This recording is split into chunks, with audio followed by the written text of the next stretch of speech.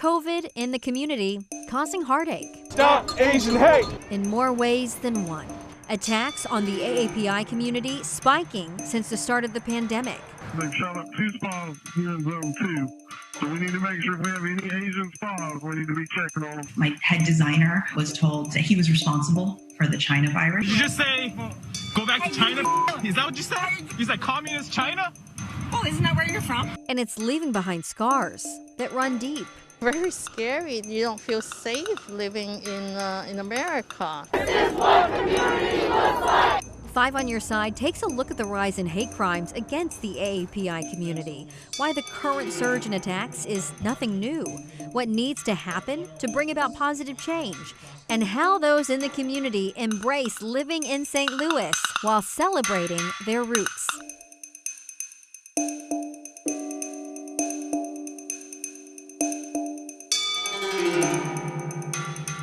Hello and welcome. I'm Michelle Lee. This is Race, Listen, Learn, Live. Discussing the impact of racism and racial healing can certainly be a challenge, right? Most people simply don't even know where to begin. But in this next hour, we want to change that. We've gathered a group of business owners, parents, professionals, and community leaders, all lending their unique perspectives of issues facing the AAPI community. Now, AAPI stands for Asian American and Pacific Islander. The community includes about 50 ethnic groups and roots in more than 40 countries. It is the fastest growing population in the United States with 23 million Americans. The hope is that by listening to each other's experiences, we create more understanding towards all people, create more tolerance, and move the conversation about race forward. Now let me introduce you to our panel. Anna Crossland served as president and CEO of the International Institute of St. Louis for 42 years before retiring this year. Anna, a U.S. citizen born abroad, was born in Tokyo, Japan during the Korean War. Her dad, a U.S. citizen, was serving in the U.S. Air Force, and her mom was a Japanese national. They moved to the U.S. when Anna was 2. Deb Bhatia came to the U.S. in 2011 and moved to St. Louis 7 years later. He's the founder of Sikhs of STL. The group has provided meals and supplies to more than 1,500 people each month since the beginning of the pandemic. Deb is a software engineer and a member of the Civil Air Patrol. Born in Malaysia, Bernie Lee came to St. Louis over 20 years ago to attend college at the University of Missouri St. Louis. While his family stayed in Malaysia, Bernie now calls St. Louis home. He's been a restaurant owner in the St. Louis area for the past 17 years. He's currently the chef and owner of a car in Clayton. Andy Kim is a Korean American who was raised in Los Angeles and now calls St. Louis home. Andy enjoys working as a business consultant and investor. His latest venture is a spirit-infused cocktail and mocktail line of products called Punch 5 Libations, where he serves as managing partner. Caroline Fan is the founder and president of the Missouri Asian American Youth Foundation. Her family moved to St. Louis 7 years ago. Caroline's lived all over the United States and is a champion for immigration, civil rights, and healthcare access. Peter Tao is a Chinese American born and raised in St. Louis. His father arrived here in 1947 to attend Washington University. Over the years, the Taos supported and welcomed many Chinese students into their home, which inspired Peter to become a community activist. He's an architect, husband, and father of 2. And finally, Quy Tran's family came to St. Louis from Vietnam as refugees when he was just a toddler. His mother opened My Lee, the first Vietnamese restaurant in St. Louis in 1985. Quy worked in the family restaurant growing up and decided to follow in his mother's footsteps. He owns and operates Nudo House while continuing to help run the family business. Racism and hate are nothing new. Asian Americans and Pacific Islanders have long been targets of both. But the pandemic brought new light to these issues as the AAPI community saw a record rise in discrimination and deadly violence. And St. Louis is responding. From coast to coast, it is discrimination and worse. Asian elders being beaten, an Air Force veteran attacked in the street. They started hurling racial insults. They started calling me Discrimination and violence targeting Asian Americans and Pacific Islanders has soared during the pandemic. The group Stop AAPI Hate received more than 9,000 reports of assaults since March of last year in all 50 states. There was even a job applicant who flew in from out of town who was physically assaulted downtown. In St. Louis, you hear about these stories, but you don't see them in reports. Because they're not being reported, we're not even aware that they're happening. When we went searching for the data, we found the FBI in St. Louis only had 2 anti-Asian hate crimes on record for 2020. City and county officials reported 0 in the last 4 years. Just because incidents are not being reported doesn't mean that they're not happening. Correct. Right. Local AAPI groups and city leaders largely believe hate crimes are underreported or reported with missing details about race. A very good friend of mine who was also attacked in broad daylight here, they chose to report it, and when the police officer was filling out the report, they wrote that my friend's race was white. In Atlanta, when Asian spas were targeted and 6 of the 8 victims were Asian women, police still did not investigate it as a potential hate crime.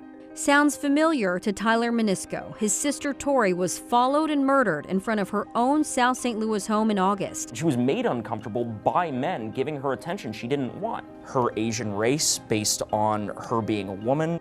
Tyler said she was always worried about her safety as an Asian woman. Just her being a woman existing in public was enough for her to lose her life, and that's abominable. There's no doubt violence and discrimination are happening to Asian Americans. I was standing on the sidewalk and somebody hit me out of nowhere, so I don't really know why. St. Louis nurse Taylor Dowling got punched in the back of the head in New York in May. She was about to move there, but instead she and her family took a flight back home, no energy to file a police report. We want them to come forward and let us know, because without compiling those statistics, it's hard to get a picture of what's actually happening. Now, St. Louis is taking a stand. A resolution to ban anti-Asian hate passed unanimously, sponsored by the city's first Asian American alderman, Brett Narayan. It's symbolic in nature, but it has a real goal of restoring confidence and safety to a shaken community. Every resident of the city knows that we're here, we care, we're listening, and we're trying to make the city a better place for every resident. The first question is a really important one because of how we've been living through the pandemic, and it is, have you experienced any kind of hate or discrimination, especially in this last year? Obviously, there is a lot of joke, a lot of sensitive joke about the Wuhan, the Chinese virus, Asian eat everything. So I always joke, if I really want to cut the line, I just cough. Then I can get straight there. So overall, it's pretty, St. Louis, overall to me, during the pandemic, is pretty safe. It's just because I keep telling myself, do not go out your comfort zone. But that's you making a concerted effort to change your behavior and your activity so that you remain safe. Are you okay with that? Yes and no. I believe for time being, I have to for my safety, my own safety. Yeah, it's not okay, but I have to. Raise your hand if you have changed your behavior during the pandemic. Was Atlanta a turning point for anyone? For me, Atlanta was like, oh God, I knew that everyone was going to be hiding in their houses, in their dorms. The international students didn't leave their dorms. And it was a flashback to 9/11 when my friends who were international students from Pakistan and India refused to leave their dorms after dark. So for me, it was triggering in many ways. It gave me the ability to perhaps talk more. It didn't change me to think that, now people understand, because obviously we all know that various incidences have gone on for centuries. So, like racism and discrimination has yes, gone on forever. And we've all had our different personal experiences. So I think the downside is people think this is like the first time something has happened and, oh, this is so horrible. And then you have to go explain the full, whatever that it's been going on, and you've had your own personal issues, and then a lot of other things reveal, like, oh, I don't look at you as Asian. As all those things popped up during this time period. You know, one of the reasons why I don't point directly to, for instance, Atlanta or something like that, even though I'm Asian American, and say I felt differently then, is because in the last 42 years that I've been at the International Institute, we have regularly been subjected to people who call and come and act in negative ways. After 9/11, we had cars that would drive up in front of the Institute and park with their Confederate flags, you know, posted up above their windows, and just stare at individuals as they walked in and out of the Institute. We had to have police people meet some of the school buses to be able to escort kids at that point off of them to their homes, etc. You know, there are instances over and over again. I choose to think that it's ignorance in most cases as opposed to genuine hate. But we still in St. Louis have not done a good job at being able to blend the edges, if we want to call it that, and create a more cohesive community like what we would all like to see. Well, that was kind of to Peter's point, saying it's been around. We've all experienced things. Well, that's one of the things that people don't understand. You know, they say, is the prejudice worse now? Is discrimination worse now? And one of the points that I make when I'm speaking is that there's nothing new about discrimination, about anti-immigrant sentiment in this country. If you go back to the founding of St. Louis, in fact, and move forward from there, you find every new wave of immigrants, in fact, are looked down upon by the people who are already here. And if you look at the turn of the last century at immigration legislation, at the kinds of things that were being done then to try to exclude people who in those days were Catholics, they really did not like Catholics at all. Asians have had this history of being excluded for long periods of time. That part is not new. And we think every generation that somehow or another we've made it over the hump and we're going to get better at doing it the next generation, and yet we still create the same problems over and over again. And that's what we haven't gotten to is there a solution in there, and what do we and the people around us need to do to be able to create the solution? I was born and raised in Canada. I was the youngest of 3 kids. My family was Sikh, and my parents actually immigrated from northern India in the 70s. So my sister went into medicine and my brother was into business, both very traditional Indian careers. And so I became the creative one in the family, the filmmaker, actor sometimes, and journalist. And my mom loved it. She wanted me to be the next Oprah. I didn't really realize I was any different than anyone else because Canada is so diverse. You know, I've been called a terrorist and been treated like an outsider. For example, when I moved to South Dakota for my first job, I was the first Indian person a lot of people had ever met. You know, luckily people approached me with a curiosity. They didn't really know what I was, so they were open to learning. So somehow I became a representative for my race and my culture and my religion, and I didn't expect it. So my parents both passed away a few years ago, and I really struggled without them. And I remembered a phrase they would use. It's part of the Sikh culture, but they also would use it when things were really bad. You know, you'd ask them how they were, and they'd say, "Chardi kala." And what that translates to is basically eternal optimism. Even in the face of despair and fear and pain, it means you trust in God's plan and you'll be okay at the end of the day. I think it's something we could all use right now. There's a sentiment in the AAPI community that Asians are perpetually foreign, and in St. Louis, sometimes invisible.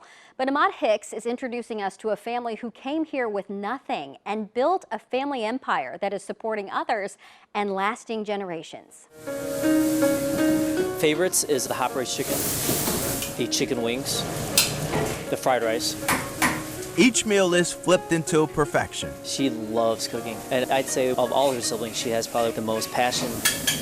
And maybe that's because the Hong Kong Express on Grand in St. Louis has significant value to Kevin Lee's mom, Fan. Fan is one of 14 children, and the business name Hong Kong Express represents the roots of where the Lees traveled from. There you go.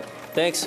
The Lee family left Hong Kong in 1979 by boat, drifting to the U.S. I think it took like 3 months for them to even get over here. And it took sacrifice, determination, and courage. That's why this building means so much. Their mission was just to do this business and get their children to go to college. Mission accomplished, mission exceeded. Kevin was too young when business began to boom. It's ground zero for me. I was literally a kid just, being raised in the back. His cousin Ken and siblings worked their way through high school and college while putting in hours at the restaurant. But the hard work, depending on spot, can I help you? Paid off. 6 years after the Lee family opened the restaurant, Ken opened a nail salon next door before eventually relocating to Des Peres. It was a necessity because that's all we knew with the lack of English, so entrepreneurship was the natural approach. Business after business, the Lees began to make a name for themselves in America. A lot of us are working for corporate companies like Bed & Bath Beyond, entrepreneurs having their own fashion designs, companies, and tech companies. Watching everyone start from scratch sparked determination in Kevin, so he began learning the tools of running a successful business on his own. I built a restaurant, the Garden Grand. We did great. It was chaotic because we wanted to stay to St. Louis. Just one? All right. But after a while, Kevin decided to open up his space for a family friend, Twin Hua, right next door to Hong Kong Express. It helps that we have that network so that when something's short, we try to accommodate, try to help out each other. Resilience is what it took to build this neighborhood staple that's now helping others. You give a lot of appreciation for those businesses that have been so resilient, that have been here trying new things, trying to introduce a culture to an area where that you don't have that exposure. And resilience is what it'll take to continue building a legacy the next generation of Lees can benefit from.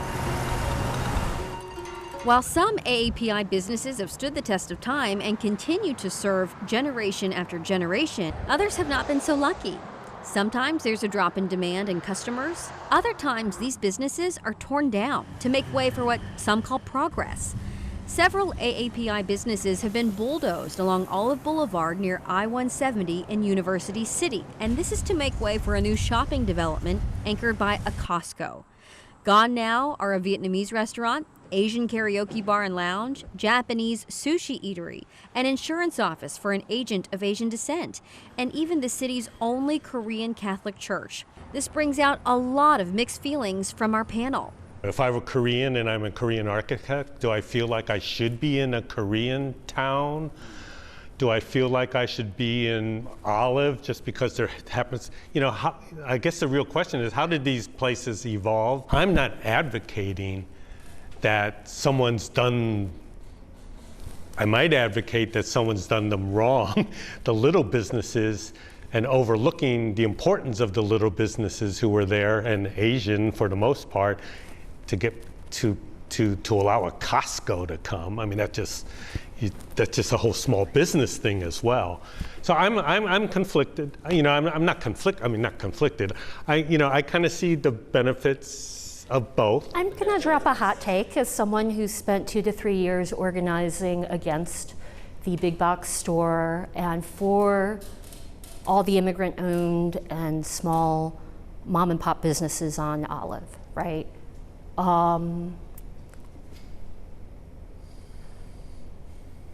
The only people who came and spoke for those businesses were the sons and daughters, myself, and a couple of WashU students.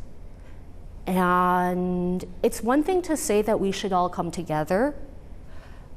I received hate mail, I received intimidation.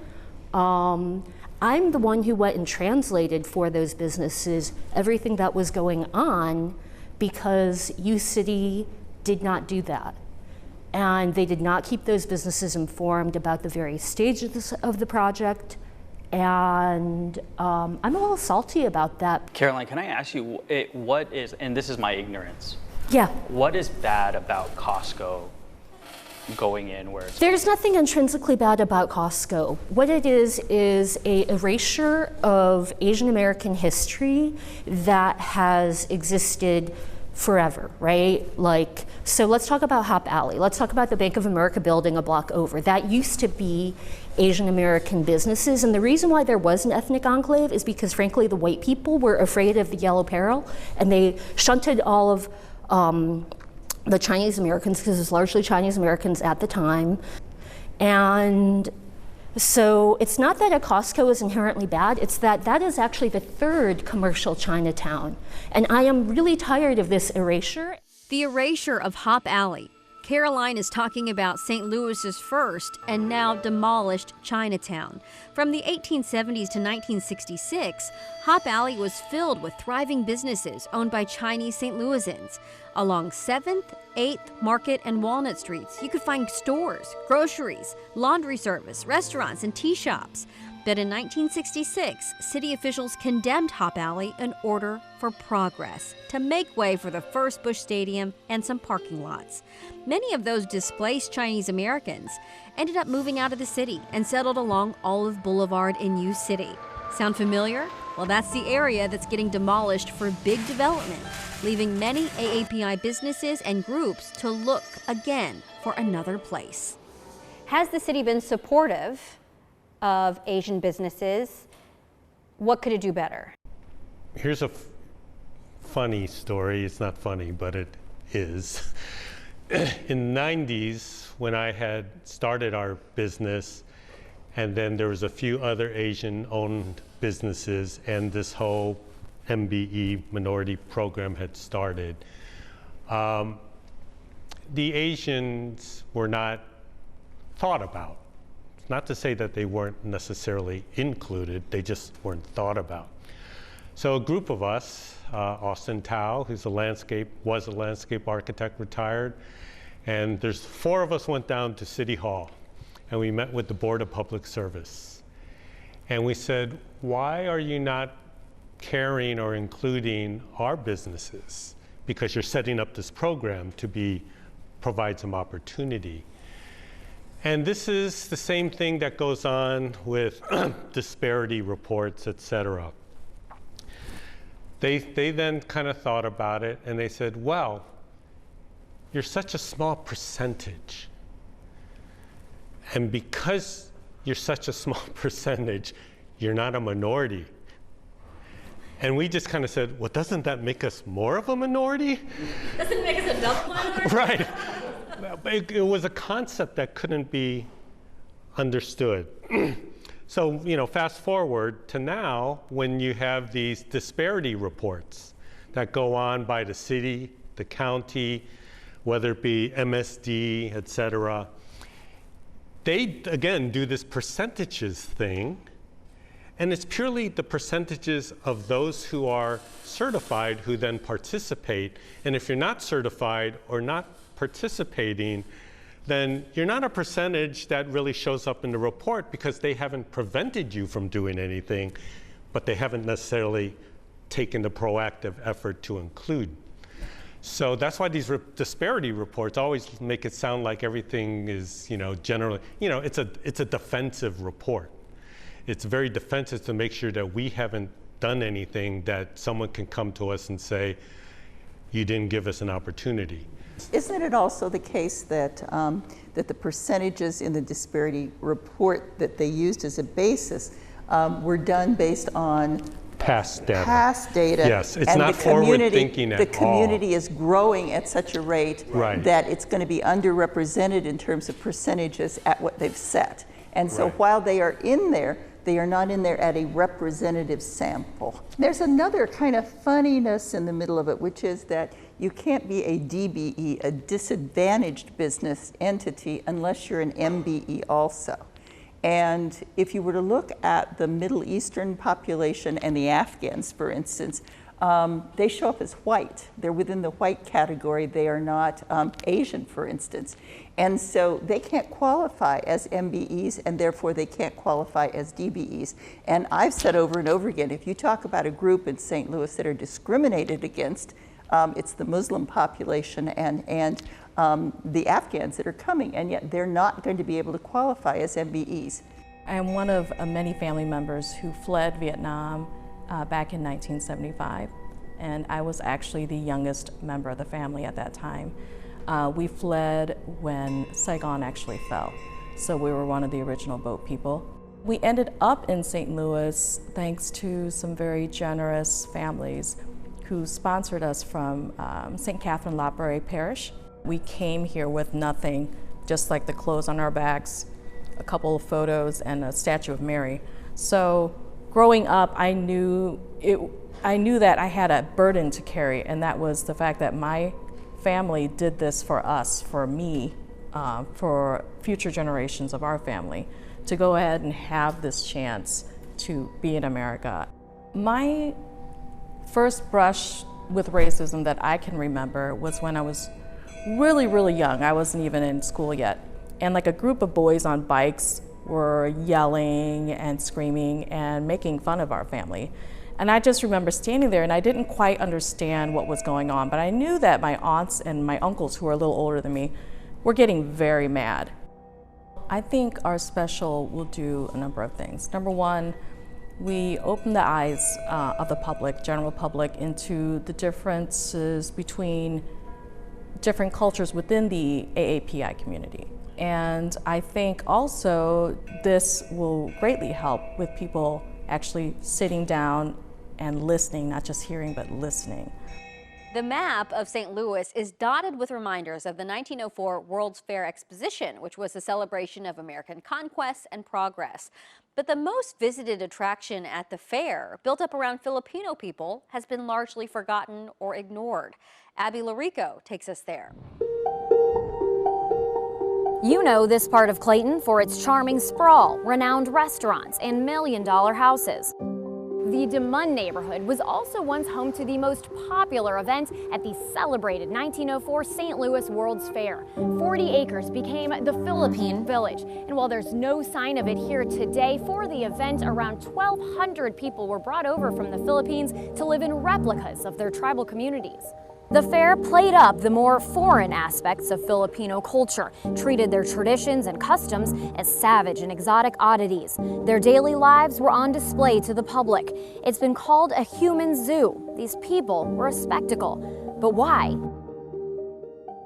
This was shortly after the U.S. colonized the Philippines. The whole exhibit was a government-funded messaging campaign to show Filipinos as uncivilized, inferior, and in desperate need of American leadership. While the exact number is unknown, disease and living conditions killed some of them. Racist stereotypes long outlived the fair. Today, there's a small but growing movement to officially recognize this as a historic site, acknowledging what happened here and memorializing those whose lives were exploited for show. But for now, until something more permanent, the memorial is a living one. It's every Filipino, every person who walks through here and remembers. One of the groups most targeted for hate crimes since the September 11th attacks are South Asians, more specifically Sikhs. Our PJ Rendawa shares some insight into who Sikhs are and what they believe. Members of the world's 5th largest religion stand out in America, but ask who Sikhs are and what we believe, and studies show up to 70% of Americans won't be able to answer. On the one hand, we're hyper visible with our unique identity, our turbans, our beards. You know, people definitely notice me in an airport or on an airplane, right? Like, we're noticeable. And at the same time, people have no idea who we are. Simranjeet Singh is with the Sikh Coalition, founded after the September 11th tragedies. Deb Bhatia is with the nonprofit Sikhs of St. Louis. Whenever I have to explain to anyone who I am, what's my identity, I always tell them Sikhs used to be warriors. Originating in 15th century India, Sikhism was established during a time where superstition and social inequity ruled the land. Sikhism's founder, Guru Nanak, was born into a Hindu family, but he wanted to establish a faith that considered all people, regardless of caste or gender, equal. They called themselves Sikhs, which means students in Sanskrit. Sikhism means that there is one God. We see a human race as one race. Early in its history, Sikhs had to defend their faith against the Mughal Empire and tyrannical leaders who persecuted religious minority groups. That's why Sikhism's 10th guru or teacher officially made the turban a symbol of the faith. Only Sikhs basically wear turbans. Vic and Pav Saluja are Sikhs living in Chesterfield, Missouri. They explain other Middle Eastern and Asian cultures may wear head coverings that look similar, but a Sikh's turban is unique. When they were in war, and they could not identify who were the Hindus or the Muslims that they were fighting against. If anyone sees a man with a turban, they'll know that that's the person that you need to go to for protection. Nothing has changed after so many years. You see a Sikh standing in the crowd and you need help, you go tell him, hey man, I need help. You have to help me. Sikhs have been in America since the 1890s, so why do few people know about us? In our religious tradition, we don't have a history of proselytizing. FBI hate crime data shows Sikhs are the third most commonly targeted religious group in America, behind Jews and Muslims. We experienced a significant uptick in hate violence after 9/11, and that uptick has not slowed down yet. Racism is constantly shifting and adapting depending on who Americans perceive the threat to be. While Sikhs peacefully practice their religion, you can also find them feeding the hungry and giving back to the communities they live in. When we serve meals, we don't see color, we don't see religion. Putting into practice the basic teachings of the Sikh faith. The three core teachings of Sikhism are oneness, love, and justice. Ignorance and discrimination can unfortunately start early. People would make rude racial remarks saying, oh, she's the reason this is a thing, you know? In our next half hour, we're talking about the hopes for the next generation as we shatter myths about our differences and celebrate what's good. I was born in Korea and then raised in Missouri. My parents adopted me and brought me to Missouri when I was 6 months old. I grew up in such a rural area, and I feel like the heart of America. You know, it was really cool that I had kind of a foot in each world. And so, you know, I traveled back to Korea many times and eventually met my birth family. Growing up in Missouri was hard. So, I mean, it was really beautiful in a lot of ways. I can't believe I'm getting emotional about it. But in a lot of ways, it was really hard. It was hard to be different, and it was hard to be the only, and it was hard for people to always question whether I belonged here. My mom said that when I went to kindergarten, I was changed because I got made fun of the first day of school. And I do remember my mom being like, Michelle, this is just ignorance. That's all that is. So you need to focus on yourself and show these kids that, you know, you can do whatever you want to do. It shaped me because it motivated me.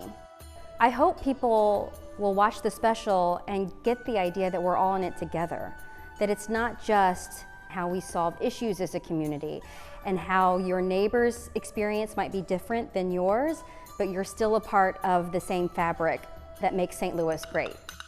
Welcome back. An event that changed the course of history also changed the city's skyline forever. Abby Larico has a story of how a Japanese family forced from their home found a new place in St. Louis. For Kiko Obata's father, building a life in St. Louis, how interesting it must have been for my dad to come here. Started at the drafting table. He wanted to be an architect from when he was 6 years old. And eventually meant building the city itself. Priory Chapel, Planetarium are some of my favorite projects of my dad's. Gio Obata is among the city's most celebrated architects. His daughter now runs a design firm here. But St. Louis wasn't the original plan for the Obata family. Grandfather and my grandmother both came independently from Japan, and my dad was born in San Francisco in 1928. Gio was a freshman architecture student when the Japanese military bombed Pearl Harbor. 10 weeks later, Executive Order 9066 gave the U.S. military authority to send people of Japanese descent living along the coast into concentration camps. Most of the people lost everything. They had all their property. It's the focus of a traveling Smithsonian exhibit, which came to life this year in the Soldiers Memorial Military Museum downtown. A look at the years of internment, when 120,000 Japanese residents and American citizens were forced to live in camps under the watch of the U.S. government. Imagine being forced to just walk away from everything that you've built your whole life. Mike Venso is a curator. They had to leave behind their homes, their vehicles, their jobs, their businesses. One of the walls tells the story of Gio Obata. He was, had his head down and was studying. And my grandfather said, look at this political situation, you really should try to get out of here. So he applied to Washington University in St. Louis. He was accepted there. And then a few nights later, one of my grandfather's friends, who was a colonel in the Army, came to the house and said, here's a pass to get out tonight on a train if you've been accepted. So my dad left that night, and the next day everybody was rounded up to go to internment camps. It's a crazy story. I mean, you just can't even imagine that happening, you know, in the United States. Unimaginable, and a reality some are just beginning to grasp 80 years later. We hope that visitors to this exhibit walk away with a better understanding of what happened, what we as Americans are capable of, and hopefully learn some lessons about the consequences of our choices. A foundational moment in history, even for those who escaped it. He always just loved St. Louis and has felt that he really could make a difference here, and felt, you know, indebted to St. Louis because of what hospitality it showed him. Those who lived through it were sent home at the end of the war with $25 from the U.S. government, not getting an apology until decades later. Even in the name of national security, Japanese Americans continue to be a strong voice against targeting racial, ethnic, or religious groups to ensure that this never happens in America again. The way the Japanese rebounded out of the internment became an unfair example to the rest of the nation. Asian Americans were called model minorities, and we now know that myth caused a lot of damage, not only to Asians, but to anyone else compared to an unrealistic model minority. I remember growing up, I attended Chinese school, which for those who don't know is this fun extra school that you go on the weekends to learn a heritage language. And I just remember having upperclassmen in Chinese school who were succeeding, whether it was in mathematics, all of these extracurriculars. They would get into cool high schools, like Ivy Leagues. I had no idea what this accomplishment meant. But what I did feel immediately was I somehow had to compare and be as good as these people. This is a common experience for many people in the AAPI community, and it can be summed up by one phrase: the model minority myth. It's rooted in stereotypes. It's what forces AAPI children to grow up with the pressure to always overachieve and outperform everyone else. Because I was like one of the few, I think your racial identity stands out. The pressure comes from different places, but the term model minority actually stems from the apparent success of Japanese Americans after their internment during World War II. Those seemingly positive stereotypes have silenced the real struggles of Asian Americans and have also given them a false sense of belonging. We are essentially being told if we can rise to the stereotype, then we will finally be seen. Under pressure to rise above challenges, mental health often gets ignored. Many feel discouraged or ashamed to get help within their community. When I first started therapy, it was a huge struggle to get myself to go, to acknowledge that I needed the help. And that expectation of perfection often leaves out those who are not neurotypical. I did not realize growing up that I was neuroatypical. Any sort of symptoms of ADHD and autism that I presented they were sort of like cast away. They were like, oh, well, this individual they're really smart, they're not like others. Today, as anti-Asian hate crimes are on the rise, the reality is setting in that there is no model minority and there is no protection from discrimination. But at least now the community is being heard.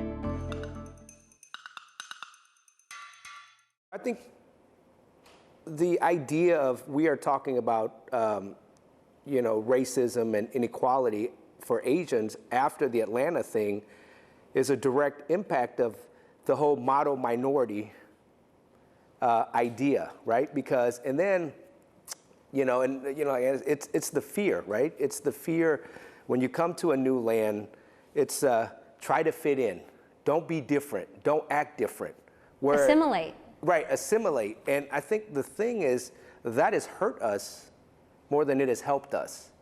Because now we're fighting for a voice. We're letting people know that we're here. And a lot of people are like, well, we don't like it because you guys were supposed to be the model minority. America is not a race, it's an idea. And, America is great because, without the immigrants, we wouldn't have Little Italy. We wouldn't have Dutch Town. We wouldn't have, St. Patty's Day parades. And so, the immigrants today are no longer of European descent. They're from other places. And so growing up I've always been the token. For me, I grew up on the Hill. So in the 80s, I grew up on the Hill. So we're the only Asian family on the Hill, period, in the 80s. And not only that, but half of my time was spent in an area called Laclede Town, which was the projects. So my cousins lived, so there, we were the only Asian family in the projects. And so, what people forget is, as we talk about opening discussions, living amongst majority Black area, majority Italian area, everyone's the same. We do, they do the same things in Laclede Town that they did in Little Italy, but we just look different. And we don't know that because we never talk to each other. Well, don't you think that if you're in the Midwest in general, you do kind of you do find yourself in awkward positions just because of the representation or the lack of representation? Is that wrong for me to say? I mean, I feel like...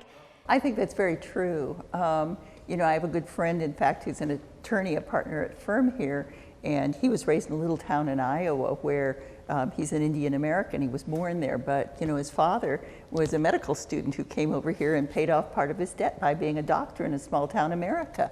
Only ones there. Story after story after story like this of how that first family arrived in a given community. Lots of times it was because it was, medical personnel working off their debts, things like that. And you look back at some of those restaurateurs in some of those small towns, and you find that in some cases those are families that came over here very, very early on. The first person then became that restaurateur, brought a family with them, but you find the roots of ethnicity in that particular area are related to one or two families at that point who then brought relatives, and that's how immigration in this country has occurred. That's why I'm wearing my button that says "Love us like you love our food," and I'm so glad we have a number of restaurateurs here today, because that's the first kind of cut that some people, the first exposure have to our cultures. For me, as a transplant, the first time when I came here, everything to me is too Americanized. Everything is to please the American. Doesn't please me. But over time I have seen the fashion, the transitions, getting more and more authentic. More and more people want the true flavor, the true story. Personally, I think it's really, the social media get a great credit. People who living in the Midwest slowly exposed to what they see on the screen from East West Coast or all over the world. Now, the young generation are looking for a better experience, a true experience.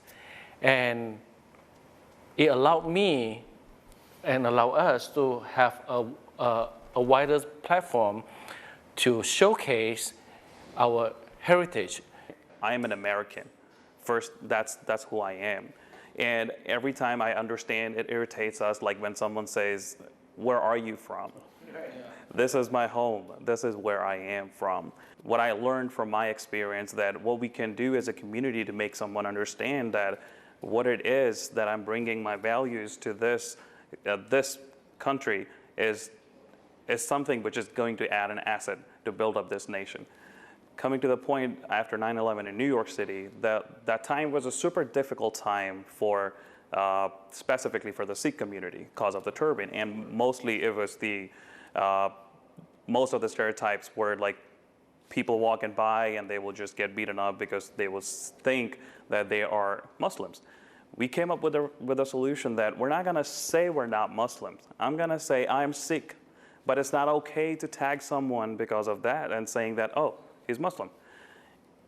Walking out of my classroom, people, the friends who were just studying right next to me and walking out of the classroom and saying, oh, did you see the Osama bin Laden walking out of it?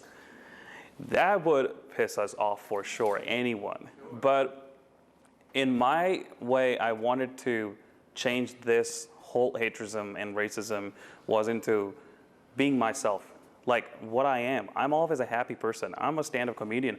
I'm gonna do something in a different way where the whole nation can change their perspective about racism. I think the model citizen, that title, was kind of put on a certain people. But now, what an opportunity we have to redefine who we are in this context, right? That we are vocal, that we are powerful, we are strong, we have a voice, and we have an identity that we can take a hold of and own. And so I think it's an incredible opportunity. It really is. I'm really lucky to have been brought up by immigrants on both sides. And on my dad's side, everyone's from the Philippines. They came over here in the 60s. And then on my mom's side, my mom came here from Poland when she was 17. So I'm actually biracial, half Filipina, half Polish. I even had a college professor one time tell me I'm ethnically ambiguous.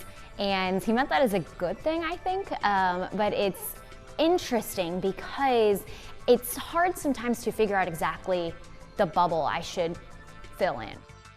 I don't want to say that I've experienced outright cases of racism in a way that made me feel bad about myself, but it always has made me feel like I stand out. And sometimes that can be a good thing. People don't understand that stereotypes can be harmful even when they're not meant to be. The Asian American experience is not the same, even from nationality to nationality. So learning a little bit more and being okay asking questions and being curious until all races, all colors of people, all nationalities and backgrounds do have a similar experience of feeling heard in America, it's not going to be the country that we all want it to be. How can we share our culture with others? One St. Louis chef asks herself that question every day. And as Ahmad Hicks found out, she is determined to give the bi-state a taste of Asian America. An old brick building in South St. Louis sits on a foundation of change. What was once a jail and later a barbecue joint is now a workspace for Heidi Hamamura. I'm still learning every day about different things and different flavors, even from, Japanese food. A chef who has undergone just as much transformation as the building itself. I would sit there and practice different recipes and stuff, and I fell in love with it. Heidi now radiates thanks to her kitchen, but even when she's not cooking, she's shining a light on a darkness in America as headlines of racism against the AAPI community circulate the country. It was like not until I was older, I'm like, what is that? Like, what are you calling me, And then I started hearing about all these things and people getting beat or whatever, bullied. That's why she transformed this building once again into St. Louis's first Red Lantern Market, celebrating AAPI food, fashion, music, and culture. There was all different ages. There's so much hate, but there's also so much greatness. And if it's not just Asian culture, it's like every culture. The event raised more than $10,000 for the Japanese American Society and the Japanese American Citizens League, using palettes as a key to help others unlock a new understanding. We're all here trying to fight just to survive and make this world a better place, and it's like, why hate on that? Language is and will always be a way to connect people with their ancestors and culture. These days, it's not unusual to find children with more than one ethnic background as well. And with that, here's how one local church has become key to helping kids stay in touch with their roots. I'm Delana Tran, I'm 15, and I'm from O'Fallon, Missouri. We are at Resurrection of Our Lord Church. There's religion at it, there's Vietnamese, there's just big community here. You learn about religion and you can learn Vietnamese here, you learn how to be a better person, your culture, every Sunday. We learn about lots of stuff here. My name is Patricia Young and I'm 9.5. Prayer, communion, sacrifice, and disciples' work. My name is Nick Nguyen. I am the Vietnamese Eucharist Society president, the current president. Go Nguyen! what is important to us is building a community for the kids. I can speak another language and I get to see my friends. I think it's important to embrace your culture because it's who you are. It's who you are as a person, and it's nothing to be ashamed of. I just love me. So as a parent, like, I guess we expect our kids to kind of remember who they are. And then so we're here to help that, to make sure that, you know, like maybe 40, 50 years later, there's still our kids or grandkids will still speak somewhat Vietnamese, so they know where they came from. So it's very important to us. We want to preserve that. It's given me a community that I know I can always rely on. You think this next generation, like our kids, are going to be the ones that make the difference? When we talk about the next generation and what's happening there, we've got a couple of issues. But one thing I wanted to say about, I think what makes St. Louis different than the kind of activism, obviously, that we would see in a New York or a Chicago or a Los Angeles or even a Nashville is that when you look at foreign-born population in New York, they're looking at plus 30% of the population. In Chicago, it's plus 24% of the population. The city of Los Angeles is 80% foreign-born right now. The St. Louis metro area is about 5%, 5.5% total. And so part of it is a sheer numbers issue. We don't have the density yet, because no matter if you were in any of those other cities, you would find there's a large percentage of people who are very passive and don't participate. But your odds are you're going to get enough people who are active that you're going to get that crowd together to be able to make a difference. The problem here is, yes, we're dispersed, but the problem also is that that 5 to 6% is multiple different backgrounds and languages. And all of that then makes it more of a challenge to be able to do what we know we need to do, which is to coalesce around some of these issues and be able to make a difference. It isn't always, I would argue, it isn't always about a space and about a neighborhood or whatever. That's very important for the first generation. It's a language and culture issue, and they gravitate toward certain areas because there's a comfort factor to it. But for others, it's more about a feeling and a shared feeling together to be able to get behind certain issues and be able to make a difference. And you've got to find a big enough group to be able to have impact that way. So that's one of our challenges here, is our numbers just make it hard. The second one is just this demographic one, that what's happening is as more and more out marriage occurs within the Asian community, where out marriage in fact is higher than it is for some of the other populations. If you look at the rate there, what's happening is that it looks like the Asian population is growing slower than it really is, because I don't show up in the Asian numbers anymore. I show up in 2 or more races, along with Hispanic white and African American white, etc. So it's starting to distort the numbers even more than it is before. What we have to do as a community is figure out how to attract more immigrants so that we can build our base here. And then we have to figure out how to retain more immigrants, because what that provides is that cultural mix that becomes important, that eventually begins to produce the kind of coalescence that we're talking about. Mm-hmm. Wow, you make incredible points. And I'm thinking about my son. The whole time you were saying this, I'm thinking about my son, what path he will take, except for I'm going to put him in Korean language class. Yeah. Great. He'll thank you for it later. He will thank me for it? Because, you know, I speak fluent Vietnamese. So if I grew up like at the age I am now and I could not speak Vietnamese, I would feel something missing. Yeah. Like I would feel like I didn't do myself justice, you know. And so I think it's very important, and I think your son will thank you later for it. Do you guys think that there's a, to say, you know, if a kid is half Asian and half white, let's just say, that they choose one or the other? I mean, does labeling things, does that kind of dilute some of the conversations that, like, a Koreatown or an Asian town versus this is St. Louis? You know, the thing is, in my opinion, it's no. Yeah. Because this is the fabric of America. Mm-hmm. Right. You know, so he doesn't necessarily have to choose between his, you know, being part Korean or being part white. It's, I'm an American, I'm both. You know, I want to embrace this side of me and I want to embrace the other side of me. And so, because I mean, for me, I'm 100%, you know, my ethnicity is Vietnamese. However, I'm an American. So but I embrace the teachings and the good things of, you know, the Vietnamese culture. And I also embrace the awesome things about being an American. And so, you know, I myself I've never really fought with that.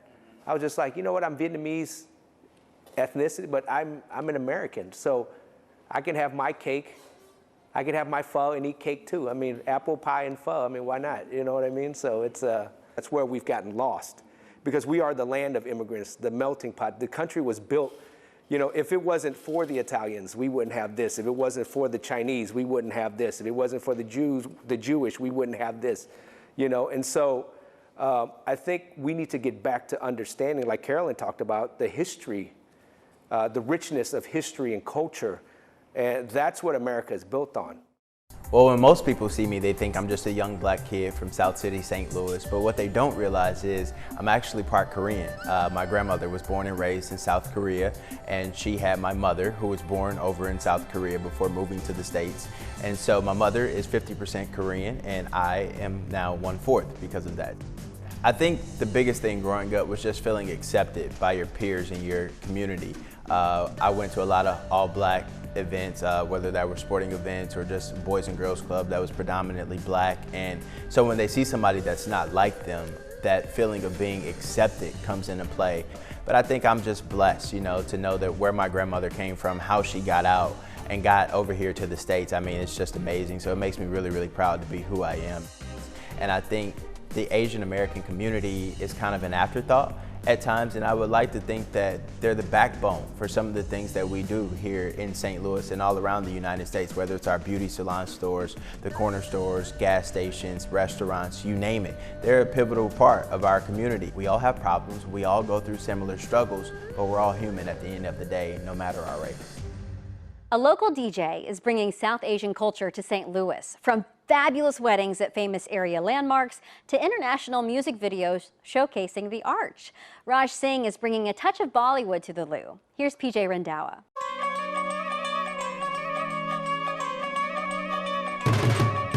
Everything is colorful. Food, decors, decorations, a lot of dancing. There's a lot of dancing in Indian weddings. Saying I do in St. Louis isn't always done the same way. Every weekend, Indian weddings bring a big dose of Bollywood to STL. Do Indian people know how to party? Oh yeah, definitely. Indian people does know how to party. For almost a decade, Raj Singh, aka DJ Blaze, has helped St. Louis couples celebrate their wedding in South Asian style.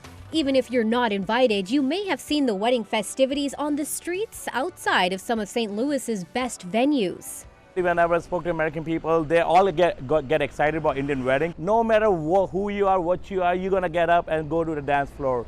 Born in India, Singh is also bringing international exposure to St. Louis and some of its most beautiful landmarks. He directs and produces international music videos for the multi-million-dollar Punjabi music industry. The one shot in my music video, we shot it on a Union Station. First thing people saw probably is in London, and then they saw the arch in the background and everything. So people, we got a really, really good response, and the people are loving the St. Louis in the background. It's been a happy marriage for Singh. Music is my passion. The two great loves of his life under one arch. St. Louis is so beautiful, it's amazing. So I would like to represent my own city. I want to thank our panel and everyone for sharing their time, energy, and thoughts in an effort to educate others about racism and the AAPI community. I hope it felt good to share this experience with each other, and I'm really hoping that we can keep the conversation moving forward. I'm Michelle Lee, and for all of us at 5 on Your Side, thank you for watching Race. Listen, learn, live.